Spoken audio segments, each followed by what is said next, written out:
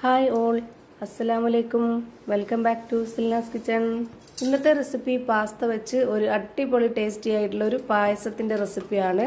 ഒരു തവണ ഉണ്ടാക്കി കുടിച്ചു കഴിഞ്ഞാൽ പിന്നെ നമുക്ക് വീണ്ടും വീണ്ടും ഇതേപോലെ തന്നെ ഉണ്ടാക്കി കഴിക്കാൻ വേണ്ടി തോന്നും. അതുപോലെ തന്നെ പാസ്ത വെച്ചിട്ട് നമുക്ക് ഈ രീതിയിലും ഉണ്ടാക്കി കഴിക്കാമെന്നുള്ളത് പലർക്കും അറിയാത്തൊരു കാര്യമാണ്. അപ്പോൾ ഇതെങ്ങനെയാണ് തയ്യാറാക്കുന്നതെന്ന് അറിയാനായിട്ട് വീഡിയോ സ്കിപ്പ് ചെയ്യാതെ മുഴുവനായിട്ടൊന്ന് കണ്ടു നോക്കണേ. റെസിപ്പിയിലോട്ട് കിടക്കുന്നതിന് മുമ്പായി സിൽനാസ് കിച്ചൺ ചാനൽ ആദ്യമായിട്ട് കാണുന്നവരാണെങ്കിൽ പ്ലീസ് ഒന്ന് സബ്സ്ക്രൈബ് ചെയ്തേക്കണേ. ഒപ്പം തന്നെ ഈ വീഡിയോസ് നിങ്ങൾക്ക് ഇഷ്ടപ്പെടുകയാണെങ്കിൽ ഒരു ലൈക്ക് ചെയ്ത് ഷെയർ ചെയ്ത് സപ്പോർട്ട് ചെയ്യാനും മറക്കരുത്.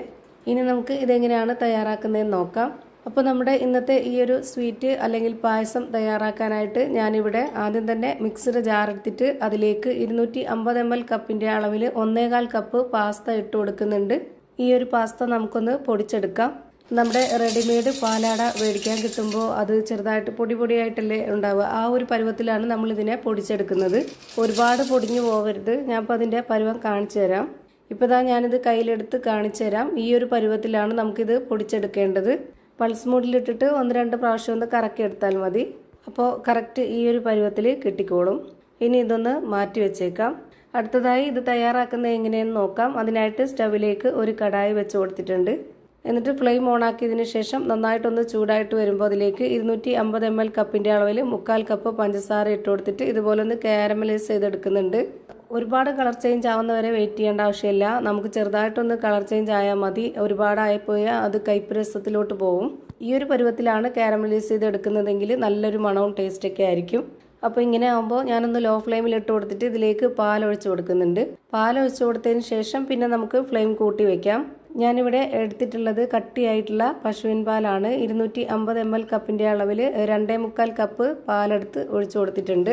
ഇനി ഇത് ഹൈ ഫ്ലെയിമിൽ ഇട്ട് കൊടുത്തിട്ട് നന്നായിട്ടൊന്ന് ഇളക്കി കൊടുക്കാം. അതിൻ്റെ കൂടെ തന്നെ നമുക്ക് നല്ലൊരു മണത്തിന് വേണ്ടി ഒരു 3 ഏലക്കയും കൂടെ ചതച്ച് ഇട്ട് കൊടുക്കുന്നുണ്ട്.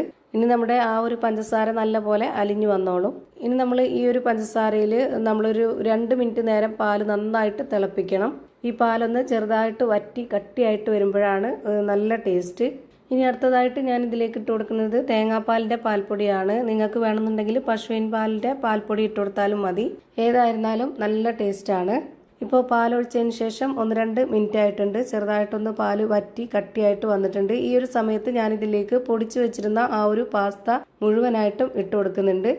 ഇനി ഇട്ട് കൊടുത്ത ഉടനെ തന്നെ കട്ട കെട്ടാതെ പെട്ടെന്ന് തന്നെ ഇളക്കി കൊടുത്ത് യോജിപ്പിച്ചെടുക്കുക. എന്നതിന് ശേഷം ഇതിലേക്ക് കുറച്ച് ക്യാരറ്റ് ഗ്രേറ്റ് ചെയ്തതാണ് ഇട്ട് കൊടുക്കുന്നത്. 250 ml കപ്പിൻ്റെ അളവിൽ 1 കപ്പ് ഗ്രേറ്റ് ചെയ്ത് എടുത്തിട്ടുള്ള ക്യാരറ്റാണ്. അത് മുഴുവനായിട്ടും ഇതിലേക്ക് ഇട്ട് കൊടുക്കുന്നുണ്ട്. ഇത് രണ്ടും ഇട്ട് കൊടുത്തതിന് ശേഷം ഒരു മീഡിയം ഫ്ലെയിമിൽ ഇട്ട് കൊടുത്തിട്ട് വേണം ഇത് വേവിച്ചെടുക്കാനായിട്ട്. ഇത് വെന്ത് വരുമ്പോഴത്തേക്ക് നന്നായിട്ട് കട്ടിയായിട്ട് കുറുകി പോകുന്നുണ്ട് എന്നുണ്ടെങ്കിൽ നമുക്ക് വേണമെന്നുണ്ടെങ്കിൽ വീണ്ടും പാലൊഴിച്ചു കൊടുക്കാം. അതല്ലാന്നുണ്ടെങ്കിൽ വെള്ളം ഒഴിച്ചു കൊടുത്താലും കുഴപ്പമില്ല.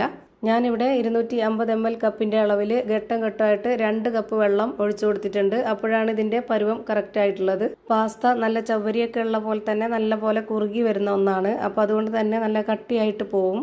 അപ്പോൾ നമുക്ക് ഏത് പരുവത്തിലാണോ വേണ്ടത് ആ ഒരു പരുവത്തിൽ നമ്മളിതിനെ റെഡിയാക്കി എടുക്കുക. ഇപ്പോൾ ഇത് നന്നായിട്ട് വേവിച്ചിട്ടുണ്ട്. ഈ ഒരു പരുവാണ് ഇതിൻ്റെ കറക്റ്റ് പരുവം. ഇപ്പോൾ കുറച്ച് ലൂസായിട്ടാണ് ഇരിക്കുന്നത്. ആ ഒരു പരുവത്തിൽ നമ്മളിതിൻ്റെ ഫ്ലെയിം ഓഫ് ചെയ്ത് കൊടുക്കുക. ഒരു 5 മിനിറ്റ് കഴിയുമ്പോഴേക്ക് നന്നായിട്ട് കറക്റ്റ് പരുവത്തിൽ കുറുകി കിട്ടും. ഇപ്പോൾ ഞാനൊരു പാൻ വെച്ച് കൊടുത്തതിന് ശേഷം അതിലേക്ക് ഫ്ലെയിം ഓണാക്കി കൊടുത്തിട്ട് ഒരു 2.25 സ്പൂൺ അളവിൽ നെയ്യ് ഒഴിച്ച് കൊടുത്തിട്ടുണ്ട്. അതിലേക്ക് ഇനി കുറച്ച് അണ്ടിപ്പരിപ്പും അതുപോലെ തന്നെ ഉണക്കമുന്തിരിയും ഇട്ട് കൊടുത്തിട്ട് ഇതുപോലെ നന്നായിട്ടൊന്ന് മൂപ്പിച്ചെടുക്കുന്നുണ്ട്. എന്നിട്ട് നമുക്ക് ഇതിന് മുകളിലേക്കായിട്ട് ഒഴിച്ചു കൊടുത്തിട്ട് ഇതുപോലെ നന്നായിട്ടൊന്ന് ഇളക്കി കൊടുക്കാം. ഇപ്പോൾ നല്ല പരുവത്തിന് കിട്ടിയിട്ടുണ്ട്. നന്നായി കുറുകി വന്നു. എപ്പോഴും ഒരേ രീതിയിൽ ട്രൈ ചെയ്ത് നോക്കാതെ ഇതുപോലെ ഒന്ന് വെറൈറ്റി ആയിട്ടൊന്ന് ചെയ്ത് നോക്കുക.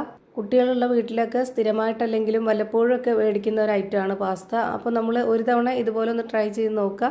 അപ്പോൾ നമ്മുടെ അടിപൊളി ടേസ്റ്റി ആയിട്ടുള്ള വെറൈറ്റി ആയിട്ടുള്ള ഒരു പായസം റെഡിയായി കിട്ടി. അപ്പോൾ ഇത്രയേ ഉള്ളൂ ഇന്നത്തെ വീഡിയോ ഇഷ്ടമായാൽ ലൈക്ക് ചെയ്യാനും കമൻറ്റ് ചെയ്യാനും ഷെയർ ചെയ്യാനും മറക്കരുത്. അതുപോലെ തന്നെ ഞാനിടുന്ന പുതിയ വീഡിയോസ് നോട്ടിഫിക്കേഷനായിട്ട് കിട്ടുന്നതിന് വേണ്ടി സബ്സ്ക്രൈബ് ചെയ്ത് ബെല്ലൈക്കൺ അമർത്തി അതിൽ ഓൾ എന്ന ഓപ്ഷൻ എനേബിൾ ചെയ്ത് കൊടുക്കാനും മറക്കരുത്. പുതിയൊരു വീഡിയോയുമായി വീണ്ടും വരും. Thank you for watching.